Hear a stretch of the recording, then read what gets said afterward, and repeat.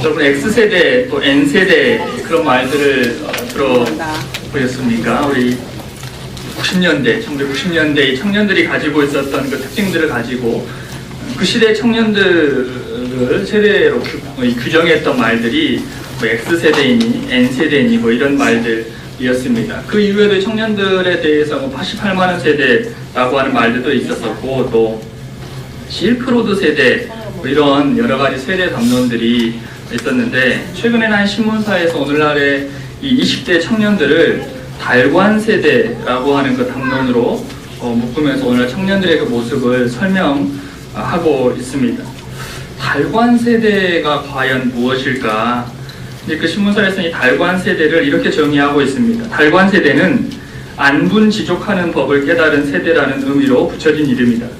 이들은 1980년대 중후반에서 90년대에 태어난 현재 10대 후반에서 20대 중반에 이르는 세대로 욕망이 없는 세대인 이들은 비록 경기 침체로 정규직을 구하기 어려운 상황이지만 중저가 옷을 입고 햄버거를 먹으면서도 행복을 느끼는 세대다. 이렇게 정의를 하고 있습니다. 그게 오늘날 20대 청년들이고 그래서 달관 세대다 이렇게 이야기를 하고 있습니다. 그러면서 이러한 달관 세대의 대표적인 그 모습, 사례로 하나의 사례를 소개하고 있는데 글쎄 이 사람이 실제로 존재하는 사람인지 아니면 가상의 인물인지는 잘 모르겠습니다. 서울에서 명문대 신문방송학과를 졸업한 이 씨의 경우 모 금융기관에 6개월짜리 인턴으로 들어가서 한 달에 100만 원을 받습니다. 그러면 그 돈을 가지고 25만 원은 월세를 내고 20만 원은 저축을 하고 나머지 55만 원으로 생활비를 쓰면서 크게 부족함이나 불만을 느끼지 않고 만족하면서 살아갑니다. 부족한 문화생활은 IPTV에 월정액을 내고 한 달에 몇 편씩 하는 영화를 보고 또 인터넷으로 다운받아서도 보고 그것도 지겨우면 별다른 돈이 들지 않는 인터넷 게임을 하면서 나름 즐겁고 행복하게 살아간다고 합니다. 그렇다 보니까 이 청년은 야근을 밥 먹듯이 하는 대기업 정규직에 들어갈 생각은 아예 버렸고 조금 덜 벌더라도 시간에서 여유 있는 인턴이나 비정규직이나 아르바이트를 하면서 그 안에서 삶을 즐기면서 살아간다라고 합니다. 그럼 이 사람이 실제로 존재하는지는 잘 모르겠습니다. 그런데 어쨌든 바로 이것이 최근에 한 신문사에서 오늘날 20대 청년들의 공통된 특징이라고 이 세대 담론으로 규정한 달관 세대의 모습입니다. 여러분 어떻게 이러한 모습이 맞는 것 같습니까? 과연 이것이 오늘날 청년들의 모습에 대한 정당한 분석인지에 대해서는 뭐 거기에 대한 판단은 여러분에게 맡기도록 하겠습니다. 근데 오늘 우리가 읽었던 이 본문에 보면 이 달관 세대에서 규정하고 있는 그런 특징들을 가지고 살아가고 있는 그런 한 여인을 우리는 만나게 됩니다. 본문으로 들어가서 보면 이 바리새인들이 예수님께서 예루살렘에서 하시는 여러 가지의 그 사역들에 대해서 주목하고 또 그 사역을 들어서 예수님을 핍박하려고 하니까 예수님이 예루살렘이 있는 그 유대 지역을 떠나서 이 북쪽의 갈릴리로 가고자 하셨습니다. 근데 유대 지역은 이 이스라엘의 전체적인 지형에서 이 남쪽에 있습니다.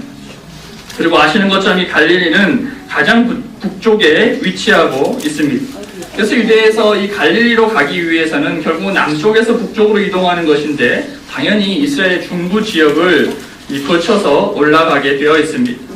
하지만 그 이스라엘의 중부 지역에 이 사마리아라고 하는 그 지역이 위치해 있습니다. 이 사마리아는 예전에 이 북이스라엘의 요충지였는데 이 북이스라엘이 야수르에 의해서 멸망을 당하고 나서는 이방인이었던 이 야수르 사람들이 대거 이 북이스라엘의 사마리아 지역으로 이주해 와서 그곳에 정착해서 살아가게 되었습니다. 결국은 이방인이 들어와서 그 땅에 들어와 살아가게 됨으로써 이 북이스라엘, 특별히 사마리아 지역에 있는 사람들과 이방인이었던 아수르인들의 그 피가 섞이게 되었습니다. 그래서 이 사마리아 사람은 이방인의 피가 섞였다라고 해서 유대인들은 거의 이들을 상종하지 않았습니다. 그리고 그 땅조차도 이방인들이 들어와서 불결해졌다라고 해서 전통적으로 유대인들이 이 사마리아 지역의 땅을 밟지 않았습니다. 그래서 이 유대에서 갈릴리로 갈 때도 뭐 사마리아 지역을 통과해서 올라가면 바로 직진으로 올라갈 수 있지만 유대인들은 그렇게 가지 않고 시간이 걸리더라도 이 서쪽으로 멀리 돌아서 사마리아 지역을 돌아서 이 북쪽으로 가는 게 보통의 관행이었습니다. 그런데 예수님은 이날 이 보통의 유대인들처럼 사마리아를 멀리 돌아서 가시는 것이 아니라 사마리아를 직접 통과해서 가시고자 하셨습니다. 성경에서 6시쯤이라고 이야기하는데 우리나라 시간으로 하면 12시입니다. 낮 12시쯤 되어 예수님께서 굉장히 피곤한 몸을 이끌고 예수님께서 바리새인들을 피해서 나오셨기 때문에 아마 새벽부터 출발하셨을 것입니다. 새벽에 일찍 나와서 하루 종일 떼약 끝에서 걷다 보니까 너무너무 피곤하셔서 12시 정도 되니까 이 예수님께서 이 사마리아 지역에 있는 야곱의 우물이라고 하는 곳에 앉아서 쉬고 계셨습니다. 제자들은 뭔가 요기할 거리를 찾아서 그것을 구하기 위해서 마을로 들어가고 이제 예수님께서 혼자 굉장히 피곤한 모습으로 그곳에 앉아서 쉬고 있는데 그때 한 사마리아 여인이 이 예수님을 향해서 그 물을 기르러 그 야곱의 우물로 다가왔습니다.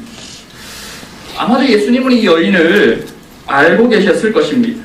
굳이 이때 예수님께서 사마리아 땅을 통과해 가시는 것도 그렇고 6시가 되어 그러니까 12시가 되어서 난 12시가 되어서 야곱의 우물 곁에 머물고 계셨던 것을 보면 아마도 예수님은 이 여인을 알고 계셨고 그 여인을 만나기 위해서 아마도 예수님께서 그 자리에 앉아 계셨던 것 같기도 합니다. 그런데 이 여인이 처해 있었던 그 상황은 가히 좋지 않습니다. 먼저 이 여인은 사마리아 사람이었습니다. 앞에서도 이야기한 바와 같이 이 사마리아 사람은 이방인의 피가 섞여 있다라고 해서 그들은 정결치 못한 자로 평가받았습니다. 그래서 이스라엘 땅 가운데서 사마리아 사람이라고 하면 그들은 죄인 아닌 죄인으로 살아갈 수밖에 없는 그 사회에서 가장 약자 중에 약자였습니다. 그런데 이 여인은 바로 그러한 사마리아 사람이었습니다. 그런가 하면 이 여인은 물론 지금 어떤 남자와 동거를 하고 있기는 하지만 공식적으로는 남편이 없는 과부 신세였습니다. 여성들이 사회활동을 할 수 없었던 당시 이스라엘 사회에서 여자가 남편이 없이 홀로 살아간다라고 하는 것은 굉장히 어려웠습니다.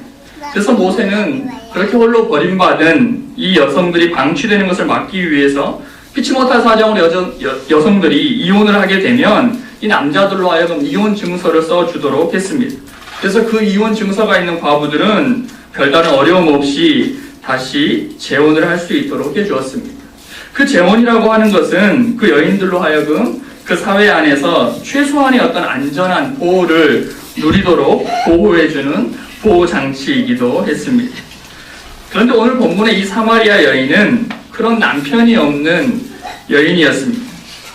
지금까지 5명의 이 남편이 있었었는데 어쨌든 지금은 공식적인 남편이 없습니다. 지금 한 남자와 살고 있지만 정식적인 남편이 아니고 동거하고 있었습니다.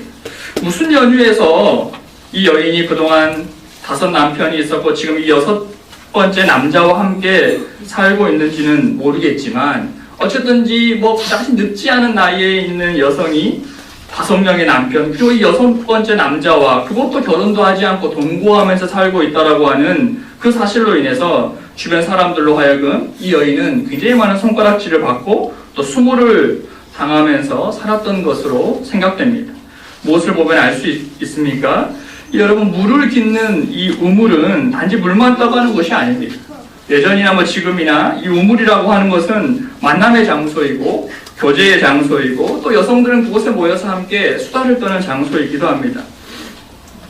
제가 어렸을 때만 해도 저희 동네에도 이 마을 이 중간에 이 우물이 있었는데 그 빨래나 이런 거 할 때는 상수도 물을 쓰지만 마실 물은 이 동네 우물에서 떠다가 이렇게 먹었습니다. 그래서 어렸을 때 이 어머니 따라서 이 우물에 가끔 가면 거기 사람들이 많이 모이죠. 그러면 그냥 물만 떠가지고 오는 것이 아니라 거기서 한참을 동네 아주머니들과 수다 떨고 남 흉도 보고 자기 하소연도 하고 한참을 하고 있다가 또 돌아오고 하는 그런 경우를 많이 보았습니다.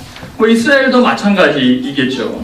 그래서 밖으로 그 당시에 나가는 게 자유롭지 못했던 이 당대 여자들이 이 우물가라고 하는 곳은 아주 좋은 만남의 장소였고 또 교제의 장소였습니다.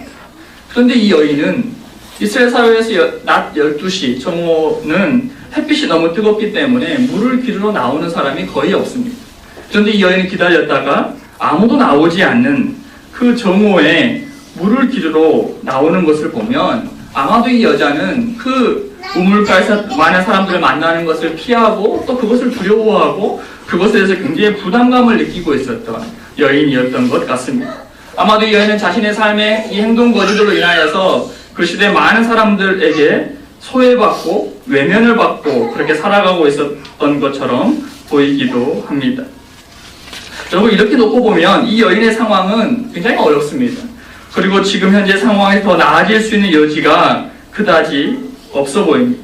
종교적으로도 사마리아 여인이라고 하는 것들로 인하여서 사회적으로도 또 도덕적으로도 좋은 평가와 인정을 받을 수 있는 여지가 거의 없어 보입니다. 아마 이 여인도 자신의 그러한 처지를 잘 알고 있었을 것입니다. 마치 처음에 말한 그런 달관 세대가 자신들이 어떻게 해도 지금의 그 상황은 변하지 않을 것이다 라고 하는 것을 알고 이미 체념해버리고 신문사는 글쎄 달관이라고 했지만 사실은 체념이죠. 그게 사실이라고 해도 어떻게 해도 바뀌지 않는다라고 하는 현실들 속에서 이미 체념해버리고 그 안에서 그 시스템 안에서 나름대로 즐기면서 살아가 보려고 했던 것처럼 이 여인 또한 아마도 자신이 처해 있는 그러한 처지를 인정하고 또 그 안에서 나름대로 뭔가 의미와 가치를 발견하면서 살아가 보고자 했던 것 같습니다. 그런 가운데서 이 몇 가지의 모습을 보면 이 여인이 나름대로 그러한 처지 안에서도 자신의 삶을 더 행복하게 살아가기 위해서 선택했던 몇 가지의 그 방법들이 있는 것을 우리가 찾아볼 수 있습니다. 우선 이 여인은 그 당시에 이 사회적인 금기를 건드리지 않았습니다. 우리가 어떤 한 사회 안에서 살아가면서 그 사회가 만들어온 여러 가지의 제도들, 여러 가지의 시스템, 그리고 그 사회가 강요하는 여러 가지의 그 금기들에 의해서 내가 고통을 당하다 보면 자연스럽게 그것에 반발하게 되어 있습니다. 반발은 하지 않더라도 의도적으로 그것들을 어기고 싶은 마음이 드는 게 자연스러운 반응일 것입니다. 하지만 이 여인은 그러한 그 시대, 그 당대의 사회적 금기를 건드리지 않았습니다. 그것을 깨려고 하지 않았습니다. 그것을 어기려고도 하지 않았습니다.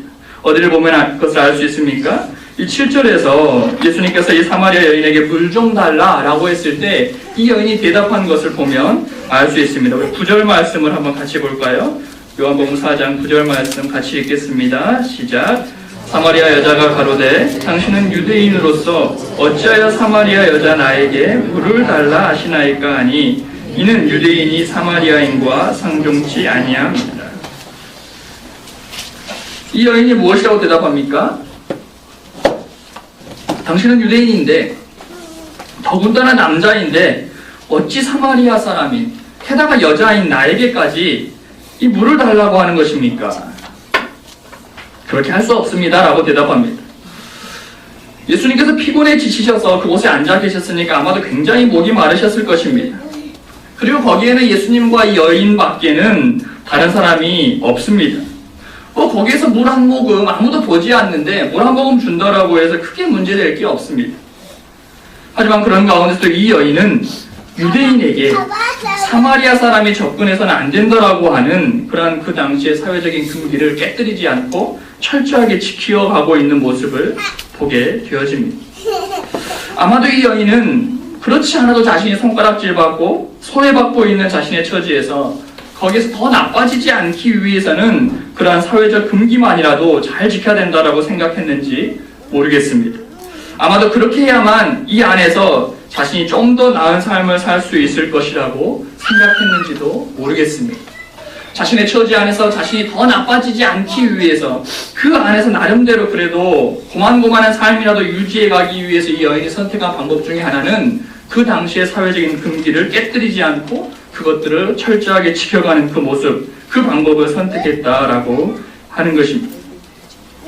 두 번째로 이 여인이 자신의 더 나은 삶을 위해서 선택한 방법은 이 사마리아 사람으로서 야곱의 우물에서 물을 길어 먹는다는 것에 대해 굉장한 자부심을 가지고 살아갔다라고 하는 것입니다. 이 사마리아 사람들은 모세 오경만을 자신들의 정경으로 인정했습니다.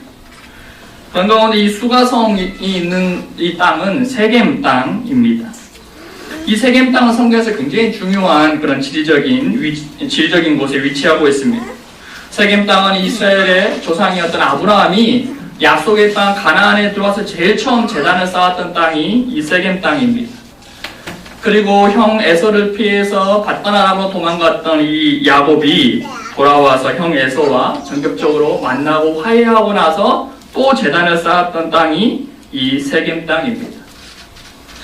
그런가 하면 신명기에서는 너희가 약속의 땅에 들어가면 하나님의 복과 하나님의 저주를 선포해라 라고 했던 산이 있습니다. 복은 그리심 산에서 선포하고 저주는 에발산에서 선포해라 라고 했는데 바로 그 그리심 산과 에발산이 있는 곳이 이 세겜 땅입니다. 그렇기 때문에 유대인들에 의해서 이 종교적으로는 굉장히 이곳이 사마리아라고 그래가지고 많은 핍박을 받고 있었음에도 불구하고 그래도 나름대로 이 세겜 땅에서 살아가고 있는 사마리아 사람들은 이 자신들만의 그 종교적인 자부심이 있었습니다. 그리고 이 세겜 땅은 야곱이 요셉에게 준 땅이어서 지금 가도 그 세겜 땅에 요셉의 무덤이 있는 곳입니다. 이 사마리아 사람들이 가지고 있었던 세겜 땅, 그 수가성이 있었던 그 세겜 땅에 대한 굉장한 자부심이 있었는데 그러한 종교적 자부심 가운데 하나가 바로 이 야곱의 우물이었습니다. 그런데 이 여인도 보면 이 야곱의 우물에서 물을 길었다 먹는다는 것에 대해서 굉장한 이 자부심을 가지고 있었습니다. 마치 그렇게 내가 이 야곱의 우물에서 물을 떠다 먹은 것을 통하여서 우리의 조상인 그 야곱의 능력을 공급받고 있다고 생각했는지도 모르겠습니다. 그것을 어디에서 알 수 있습니까? 예수님께서 이 여인에게 내가 너에게 새로운 생수를 주겠다라고 하니까 듣도 보도 못한 남자가 와가지고 새로운 생수를 주겠다라고 하니까 거기에서 대답하는 것을 보면 알 수 있습니다. 그 4장 12절 말씀을 한번 같이 볼까요? 4장 12절 시작. 우리 조상 야곱이 이 물을 우리에게 주었고 또 여기서 자기와 자기 아들들과 짐승이 다 먹었으니 당신이 야곱보다 더 큽니까? 라고 묻습니다. 이 야곱의 우물로 말할 것 같으면 우리의 조상인 야곱께서 직접 우리에게 주신 것입니다. 야곱뿐만이 아니라 야곱의 가족들이 모두 이 물을 먹었던 그 위대한 우물입니다. 내가 지금 그 위대한 우리의 조상의 이 전통과 그 유산인 이 야곱의 우물에서 생수를 길어다가 먹고 있는데 당신이 나에게 주겠다라고 하는 그 생수는 과연 이 야곱의 우물에서 난 그 생수보다 더 대단한 것입니까? 라고 묻고 있는 것입니다. 이 여인이 여러 가지 면에서 자신의 처지가 참 딱하고 어려웠지만 그래도 조상 대대로 내려오는 이 야곱의 우물에서 물을 길어다 먹는다는 것에 대해서 굉장한 자부심을 가지고 있었음을 보게 됩니다. 그리고 그것을 통해서 세상 사람들로부터 받는 여러 가지의 괄시와 손가락질로 인해서 심각하게 손상되어 버린 자신의 이 자존감을 그나마 나는 그래도 이 야곱의 우물에서 물을 길어다 먹는다라고 하는 것을 통해서 조금이나마 회복하려고 했을 것입니다. 저도 내가 이 야곱의 우물에서 물을 먹는 여자야 라고 하면서 스스로 위안을 얻으면서 살아갔을 것입니다. 그녀에게 있어서 이 야곱의 우물은 피로하게만 느껴지는 자신의 처지를 잊게 해주는 또 하나의 장치였던 것을 보게 되어집니다. 세 번째로 이 여자가 자신의 더 나은 삶을 위해서 선택한 것은 남자들이었습니다. 앞에서도 말했듯이 당시 사회에서 여자가 홀로 살아간다라고 하는 것은 굉장히 위험하고 어려웠습니다. 여자로서는 이렇다 할 경제적인 활동을 할 수가 없었기 때문에 결국 자기 몸을 팔 수밖에 없는 지경에 이르는 것이 다반사였습니다. 그런 상황에서 이 여인은 최소한 자신을 보호해 줄 수 있는 남자들을 늘 곁에 두고 있었습니다. 그것이 5 남편이었고 지금 현재 함께 살고 있는 6번째 동거하고 있는 남자였습니다. 이처럼 이 사마리아 여인은 자신이 처해 있는 어려운 상황 속에서도 또 자신이 어찌 해볼 수 없는 그런 제약과 한계 안에서 나름대로 또 자신이 그 상황에서 더 크게 다치지 않고 나름대로 그 안에서 일정한 자부심과 또 긍지를 느끼면서 살아갈 수 있는 방법들을 가지고 있었습니다. 그렇게 해서 살아가면 크게 자신의 삶도 그다지 나쁘지 않다라고 스스로 위로하면서 달관하면서 살고 있었는지도 모르겠습니다. 하지만 예수님은 그 여인이 그렇게 붙잡고 있는 그러한 방법들이 결코 이 여인이 처해 있는 현재의 상황이나 그 여인이 가지고 있는 근원적인 결핍, 그 여인이 가지고 있는 느끼고 있는 삶의 공허함을 채워줄 수 없다라고 하는 것을 잘 알고 계셨습니다. 사회적인 제도와 사회적인 금기들을 충실히 지켜가는 것, 종교적인 전통을 잘 따라가는 것, 자신을 보호해 줄 수 있는 혹은 성적으로 만족할 수 있는 그런 남자들을 늘 곁에 두고 그들을 떠나지 않는 것, 그러한 것들은 그녀가 처해 있는 상황 안에서 나름대로의 몸부림일 수는 있지만 그것들이 결코 그녀의 현재 가지고 있는 그러한 문제들을 해결해 줄 수 없다라고 하는 것을 예수님은 알고 계셨습니다. 그래서 예수님은 그녀가 지금 자신의 삶의 결핍과 공허함의 문제를 해결하기 위해서 찾은 그 나름대로의 그 여러 가지 대안들에 대해서 계속해서 문제 제기를 하고 계시는 것을 보게 됩니다. 먼저 이 여인이 유대인으로서 사마리아인인 당신에게 내가 물을 어떻게 줄 수 있겠습니까? 라고 했을 때 예수님이 그 여인의 그 대답에 대해서 무엇이라고 말씀하십니까? 10절에 보면 예수께서 대답하여 가라사대 내가 만일 하나님의 선물과 또 내게 물 좀 달라 하는 이가 누구인 줄 알았다면 내가 그에게 구하였을 것이요 그가 생수를 내게 주었으리라 라고 말씀하십니다. 유대인과 사마리아인 사이에서 그리고 남자와 여자 사이에서 엄격한 종교적이고 사회적인 그 규율을 지키고 또 그것들을 따르는 것을 통해서 뭔가 안정적인 삶을 살아가 보려고 하지만 그것들이 결코 너에게 네가 원하는 그런 안정감을 주지 못할 것이다. 지금 너에게 필요한 것은 그러한 것들이 아니라 바로 하나님께서 너에게 주시는 선물이고 또 그리스도께서 너에게 주시는 생수인 것이다 라고 예수님께서 나는 이 사회적 금기를 잘 지키면서 그나마 이 안에서 안정감을 느끼며 살아가 보겠습니다 라고 했는데 예수님은 그게 너에게 그런 것을 줄 수 없다.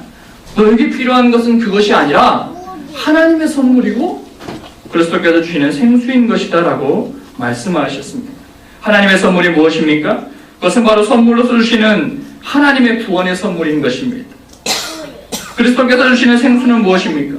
요한복음 7장 37절과 38절에서 말씀하신 것처럼 누구든지 목마르거든 내게로 와서 마시라. 나를 믿는 자는 성경의 이름과 같이 그 배에서 생수의 강이 흘러나리라 라고 말씀하셨습니다. 예수님에게서 흘러나오는 생수의 강이 무엇입니까? 바로 성령입니다. 예수님은 지금 이 여인에게 필요한 것은 사회적인 제도와 금기를 지키고 따름으로써 얻어지는 것이 아니라 바로 하나님의 구원 그리고 그리스도의 성령이라고 하는 사실을 아시고 그 여인에게 그것에 대해서 말씀을 하고 계시는 것을 보게 되어집니다. 그리고 또 야곱의 우물에 대해서 굉장한 자부심을 나타내면서 과연 당신이 야곱보다 더 큽니까? 라고 묻는 그 여인에 대해서도 예수님께서 13절과 14절에서 말씀하십니다. 이 물을 먹는 자마다 그래 야곱의 우물 대단하지 하지만 이 물을 먹는 자마다 다시 목마르려니와 내가 주는 물을 먹는 자는 영원히 목마르지 아니하리니 나의 주는 물은 그 속에서 영생하도록 솟아나는 샘물이 되리라 라고 말씀하셨습니다. 네가 그토록 대단하게 여기는 마치 이 물을 마시면 너가 야곱의 후손이 되는 것처럼 그렇게 대단히 거룩하고 종교적인 사람이 되는 것처럼 생각하고 있는 이 물은 그래봤자 마시고 나면 조금 지나면 또다시 갈증이 일어나는 그런 물에 불과하다. 그런데 그것이 어찌 너의 깊은 영적인 갈증과 공허함을 해결해 줄 수 있겠는가? 그것은 결코 너의 생수가 될 수 없다. 하지만 내가 주는 생수는 영생하도록 솟아나는 생수로서 너의 깊은 영적 갈증을 해소하고 너의 삶을 풍성하게 해줄 것이다 라고 예수님께서 말씀하고 있는 것입니다. 네 영혼의 갈증을 해소해 줄 수 있는 것은 그 생수는 이 야곱의 우물에서 나는 그 생수가 아니라 바로 내가 주는 이 생수만이 너의 영혼의 깊은 갈증을 해소해 줄 수 있을 것이다 라고 예수님께서 말씀하고 있는 것입니다. 뿐만 아니라 이 여인이 드러내놓고는 말하지 않지만 은밀하게 감추고 있었던 또 하나 은밀하게 그 여인이 의지하고 기대하고 있었던 그것마저도 예수님께서 끄집어내십니다. 가서 네 남편을 불러오라 라고 말씀하십니다. 이 여인은 그동안 5명의 남자들과 결혼하고 지금은 또 한 명의 남자와 동거를 하고 있습니다. 그러면서 이 여인은 그 남자들과의 관계 가운데서도 뭔가 만족감과 안정감을 누려보려고 했을 것입니다. 하지만 그들조차도 결코 이 여인에게 만족감과 삶의 풍성함을 줄 수 없었습니다. 바로 예수님은 그것을 건드리고 있는 것입니다. 네 남편을 데려오라 라고 말씀하심으로써 과연 그들이 그동안 너에게 어떠한 존재였는지 과연 네가 의지하고 있었던 그들이 너의 삶의 갈증과 영적인 공허함을 채워주는 데 있어서 무엇을 했는지 예수님은 지금 그들을 소환하고 있는 것입니다. 그러자 이 여인이 무엇이라고 대답합니까? 17절 말씀해 보면 나는 남편이 없나이다. 그렇습니다. 그렇습니다. 그동안 5명의 남자가 남편으로서 이 여인의 곁을 지켰고 지금 또 한 명의 남자와 같이 살고 있지만 이 여인이 괴로워하고 있었던 사회적인 외로움과 영적인 고독과 관련해서는 그 남편들이 이 여인이 평가했을 때는 나에게는 남편이 없었습니다. 나에게는 남편이 없나이다 라는 평가를 내릴 수밖에 없습니다. 이렇게 저렇게 기대해 보았지만 그들은 아무것도 해주지 못했고 해줄 수도 없었던 남자들이었습니다. 예수님은 이렇게 그동안 이 여인이 자신이 처해 있는 상황 안에서 뭔가 삶의 의미와 가치들을 찾고 그 안에서 그 갈증을 해소하기 위해서 의지했던 것들을 하나하나 다 소환하시면서 과연 그것들이 이 여인에게 무엇을 해주었고 또 이 여인에게 어떤 의미가 있었는지에 대해서 깨닫게 해주셨습니다. 그것들은 아무것도 아니었습니다. 그것들은 오히려 이 여인이 살아가는 데 있어서 운신의 폭을 좁혀서 이 여인을 더 고통스럽게 만들었지 결코 그것들이 이 여인에게 삶의 기쁨과 해방과 자유와 구원과 의미를 줄 수 없었던 것입니다. 그러자 이 여인은 그때서야 비로소 이분이 범상치 않은 분이라는 사실을 깨달았습니다. 가만 보니까 자신의 처지와 자신의 상황을 정확하게 이해하고 있는 것을 보니 뭔가 이분이 대단한 선지자인 것처럼 보인 것입니다. 그러자 그 여인이 예수님께 고백합니다. 맞습니다. 내가 지금까지 그것들을 열심히 지키면서 그것들을 쫓아서 살아왔지만 내 삶은 결코 나아지지 않았습니다. 내 삶은 결코 행복하거나 내 삶은 결코 자유롭지 않았습니다. 그런데 여러분, 이 여인이 그 다음에 예수님께 질문한 내용이 무엇입니까? 엉뚱하게도 그러면 예배는 어디서 드려야 됩니까? 라고 질문하고 있습니다. 아직까지도 이 여인은 예수님께서 하시는 그 말씀의 내용을 제대로 파악하지 못했습니다. 과연 하나님의 선물이 무엇인지, 과연 이분이 나에게 주겠다라고 하는 그 생수가 무엇인지에 대해서 아직까지도 깨닫지 못하고 있었던 것을 보게 됩니다. 그런 가운데 여인이 생각한 것은 무엇입니까? 내가 과연 뭘 잘못했을까 그러면? 가만히 생각해 보니까 그동안 내 잘못은 예루살렘이 아닌 이 사마리아의 규칙을 따랐기 때문이 아닌가 하는 생각을 하게 됐습니다. 사마리아에서 가지고 있었던 나에게 안겨주었던 그런 규칙들, 사마리아에서 귀하게 여기는 야곱의 우물들, 이런 것들만 따라가다 보니까 내가 이런 처지에 놓인 것이 아닌가? 그럼 내가 예루살렘의 규칙을 따라야 되는 것이 아닌가 하는 생각을 했던 것입니다. 그래서 자신이 이제 참 자유와 행복을 얻기 위해서는 유대, 예루살렘의 규칙을 따라야 되는 것이 아닌가 하고 예수님께 질문하는 것입니다. 그렇다면 이제 내가 예배를 드릴 때 사마리아의 규칙에 따르면 이 그리심산에서 드려야 되는데 이게 잘못된 것 같으니까 그럼 내가 예루살렘의 규칙을 따라서 유대의 규칙을 따라서 예루살렘에서 예배를 드려야 됩니까? 라고 물은 것입니다. 예수님은 말씀하십니다. 유대, 예루살렘의 규칙조차도 너에게 진정한 자유와 해방을 줄 수 없다. 사마리아와 이 예루살렘의 엄격한 규칙이, 그래서 그 규칙을 따르는 예배의 장소가 너에게 구원을 줄 수 있는 것이 아니다. 중요한 것은 예배의 장소에 대한 규칙이 아니라 우리의 예배의 대상이신 그 하나님 한 분에게 우리가 성령의 기름 부으심과 진리로 나아가는 것이다. 바로 영이신 우리 하나님 앞에서 우리가 온전히 나아가서 그 하나님을 우리가 직접적으로 만나고 그 하나님을 체험하고 그 하나님의 은총을 덧입었을 때 바로 그때 종교적이고 사회적인 제도와 금기들이 결코 우리를 지켜주지 못하였던 네 삶에서의 안정감들이 허락되어지고 야곱의 우물이 채워줄 수 없었던 너의 그 영적 갈증이 해소되어지고 5 남편이 채워주지 못했던 너의 삶의 풍성함이 성취되어지고 궁극적으로 네 영혼의 구원과 이 생수와 같은 성령의 권능이 너에게 임하게 될 것이다 라고 말씀하고 계시는 것입니다. 다른 것은 다 부수적인 것이고 중요한 것은 성령의 인도하심과 진리 안에서 살아계신 영이신 하나님께 나아가서 그분을 만나고 그분을 높이고 그분을 경배하고 그분으로 인하여 즐거워하는 것, 바로 그것이 너의 삶을 풍성하게 해줄 것이다 라고 말씀하고 계시는 것입니다. 그러자 이 여인은 그 말씀을 하고 계신 분이 바로 자신이 고대하고 있었던 그리스도 메시아라고 하는 사실을 깨닫고서는 당장 물동이를 버려두고 마을로 뛰어갔습니다. 여러분, 이 물동이가 어떤 물동입니까?